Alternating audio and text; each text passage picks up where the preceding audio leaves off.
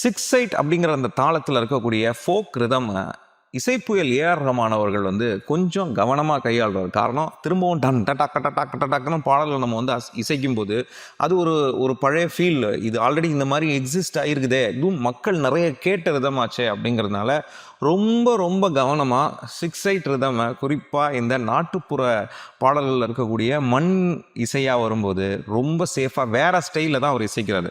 இசைப்புயல் அவர்களுடைய ஸ்டைல் 6/8 இசைக்கிறது டிங் டக்கு டக்கு டக்குன்னு அப்படி கிடையாது. டங் டக்கு டக் டக்கு டக் டக்கு டக் டிங் டிங் டக்கு டக் டக்கு டக் டக்கு மாறி மழை பெய்யாதோ டிங் டக்கு டக்கு நீ கட்டும் ஜேல மடிப்பு இல்லைன்னா டிங் டக்கு டக்கு டக்கு குளிச்சா டங் டக்கு டக்கு டக்கு ஒட்டக்கார மாறி முத்து டங் டக்கு டக்கு டக்கு மானூத்து மந்தையில் டங் டக்கு டக் டக்கு டக் டக்கு டக் டங் டக்கு டக். கேட்டு பாருங்க, ரொம்ப ஸ்பெசிஃபிக்காக அது ஒரு ஸ்டைலாகவே அவர் ஃபாலோ பண்ணார். 6/8 ரிதம்.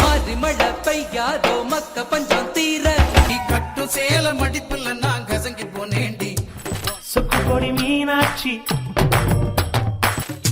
ஓட்டக்கார மாரிமுத்து ஓட்டவாயி மாரிமுத்து ஊருக்குள்ள வயசு பொண்ணுங்க சௌக்கியமா